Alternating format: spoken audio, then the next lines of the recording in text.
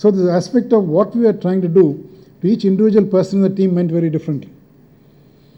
Because the person who joined in R&D, you design, you just basically say, I'm supposed to make product drawings and make it exploded, and that's the very technical description of that job. The person who had to go to a vendor and get the results done only had to say what price, what are the specifications, what quality levels, and what are the quantities we ordered, X, Y, Z. But unless all of them were connected by a larger vision of what they were really trying to do, this would not really come in place, and they would just be working at cross purposes. So I had to actually work through, along with the team members, of course, to debate and see what kind of company do we want to create. We have this opportunity now. We're not joining an existing company and getting something done. So to make a totally new world-class manufacturing company for tractors, what do we do?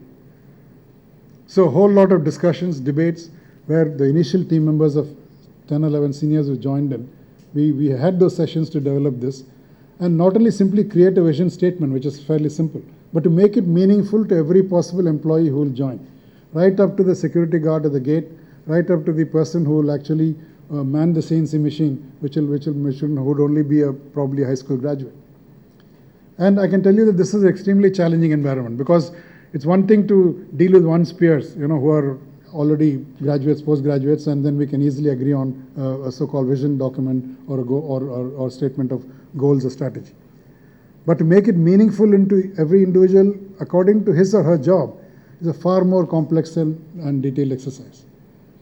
But I would say that this is the most important thing that helped, because ultimately when people actually got down to doing their jobs, they were very clear in terms of not only what they had to do technically in their assignment, but how it related to the overall task that we are attempting.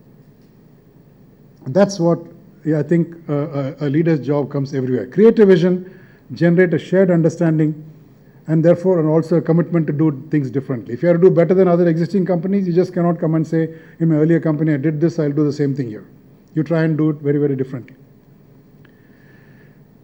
You obviously go from that kind of a blue sky vision document to something where specifically you develop goals. You'll say, okay, in this year, next 12 months, what do we achieve? Step 1, 2, 3. Again, in each field, this has to be done. How to achieve it is the strategy. You form teams of people whom you'll recruit, put them together, make them understand all these steps, and they work together. You also have processes that you define in terms of how we work with each other, so that things can be done fast, but also done according to certain principles and certain quality standards.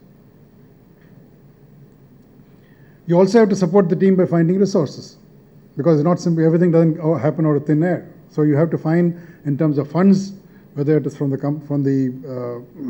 company promoters, or whether you get this from banks, in terms of loans. You arrange the funds.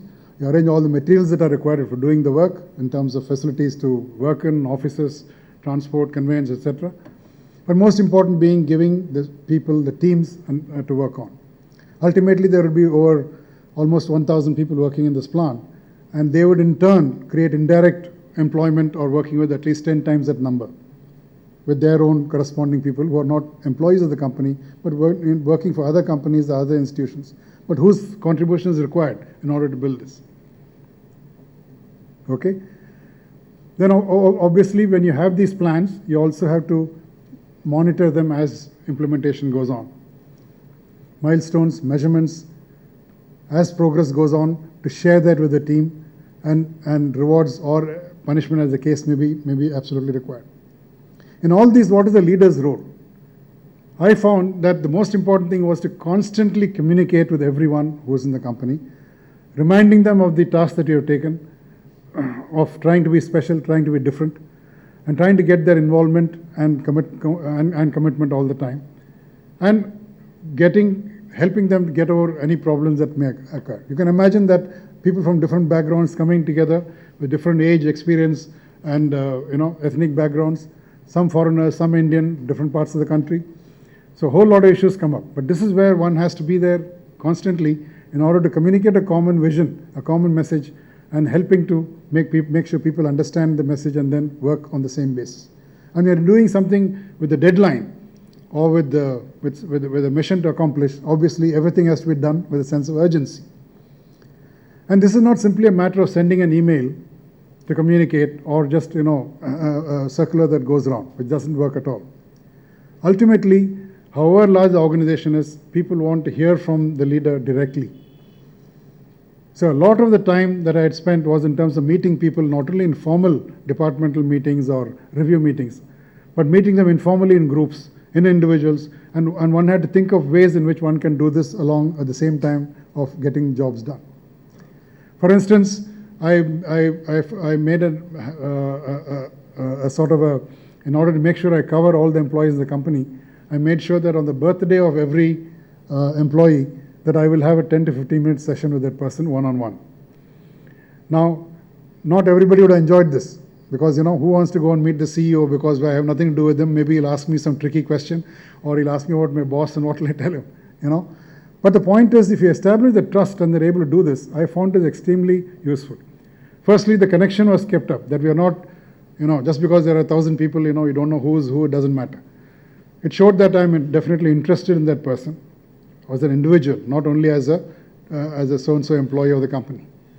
And thirdly, in some cases at least, where the people are, when they did it the first time and they came around the next year, they were able to even open up and tell me issues which they normally would not speak about, or I would not have come to know it at all. This is only one example, but there are so many creative ways in which one can find ways in which you make sure you connect with people.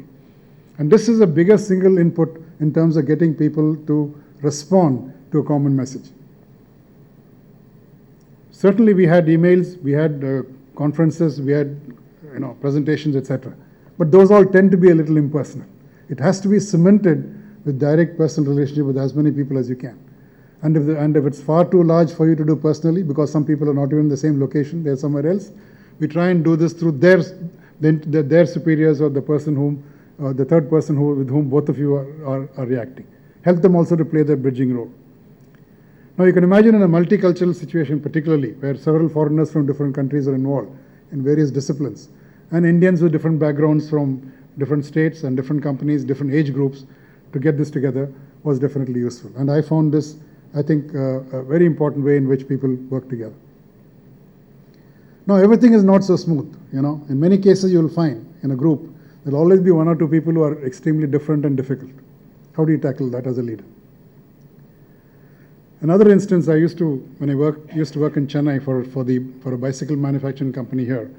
When I joined, the bicycle companies from the north, which is Hero, Atlas, etc., had actually become far too strong.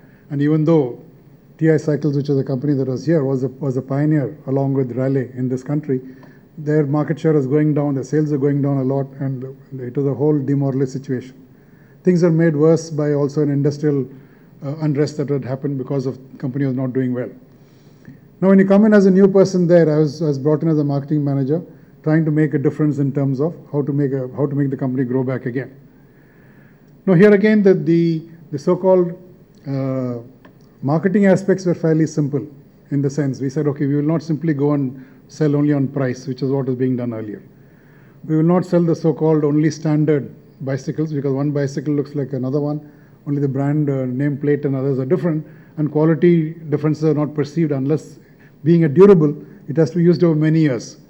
But the person who buys could find a big gap in the price, so they tend to go for the cheaper bike, and therefore you always lost out. So the answer very clearly was segment the whole market, appeal to youth in terms of a different way, make children's bicycles and sell them to children, make different kinds of bicycles to people who are going to school, the later class than in college, and people use the bike as a workhorse, which could be anybody from a farmer to a mechanic to a plumber. You please, let's do that bike differently as far as that is concerned.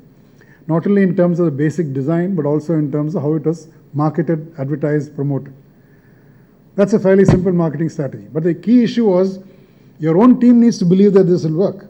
After it works, everybody can say, yes, very good, it's done. But how do you make the initial move?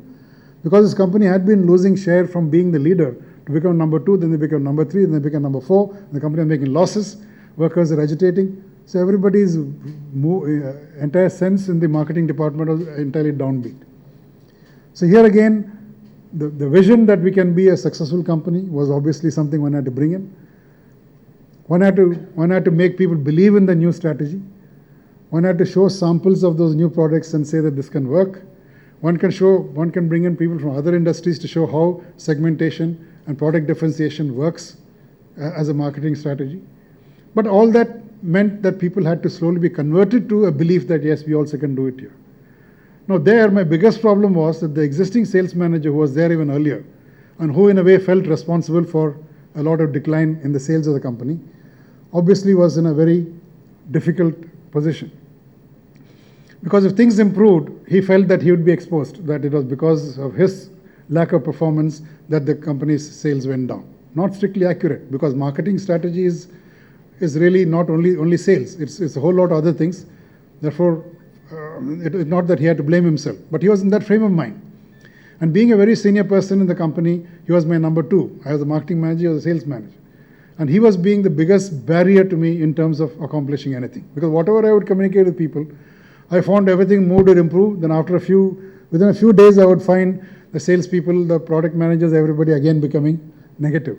So I was wondering what's happening. Either I'm not able to communicate or something else is going wrong. And later on, I found that whatever message I was giving and people are receiving, when they interacted with this sales manager, obviously whatever he said or did rubbed off on them. And his entire logic was, look, we are more expensive than the others, therefore we are going to lose. That's why we have been losing all these years. Now we'll lose in future also. All this newfangled MBA marketing tamasha is not going to work. Now how do you deal with the situation? It's not that this person was either bad or dishonest or useless, because then first thing would have been to remove that sales manager, bring somebody in. He had a lot of strengths, he had great relationship with dealers and obviously with the sales staff. So the whole issue came in terms of how to really turn this person. I tried really hard trying to discuss with that person, trying to boost his ego, trying to make the person understand that one doesn't have to be negative, let's give it a try, let's try to make something happen. But I must say, after several weeks of trying, I failed. Now I had to take the personal risk, because either I make a change there and make a big risky jump to the new strategy, or I back off and still continue to do whatever he was recommending to do, which was in terms of giving more discounts, XYZ, only doing that part. Well, obviously, I had more faith in the fact that earlier many things had been tried, hadn't worked, some new approach was required, and I was fairly confident what I had to do. Since my attempts with that person failed, I did not sacrifice the interests of the team or the company just by somehow managing and going on. I realized that this had to be faced up front. So I had to go up to management. I said, look, this person is unfortunately a barrier. In spite of all his experience and service to the company, in spite of his excellent dealer relationships, if you need to give this strategy a chance, new strategy a chance, he has to go. Now they were also taking a risk. The MD said, look, every dealer calls them up. Supposing they don't order tomorrow, what's going to happen? Because there are 300-400 dealers, we can't suddenly go and change their mind suddenly. And if they realize that this person is not there anymore, they might all become negative. So obviously a whole lot of fears. So I had to say, look, that is a choice you have to take, because this is a choice I have to make if I have to succeed. If I go on like this, I'll fail, and therefore the company is going to fail also. That's how I feel. So I managed to get their backing on that basis, and I had one last session with this individual. He just couldn't believe that I would go to the extent, being fairly new to the industry, that I would ask him to either change or go. He called my bluff, and I had to actually sack him. Okay? So those first few weeks after that, you can imagine, as a leader, I took that decision all right, but how inside I must have been extremely scared, because it could very well have happened that, so many dealers loyal to him would not have placed orders for 2 or 3 months, and that would have meant that my strategy was failing, therefore I would go. But that's when I realized that my communication with all the other team members, those who were working with them also and in other parts of the company, had actually imbibed that message a lot more. They were keen to try something different. They didn't want to accept defeat.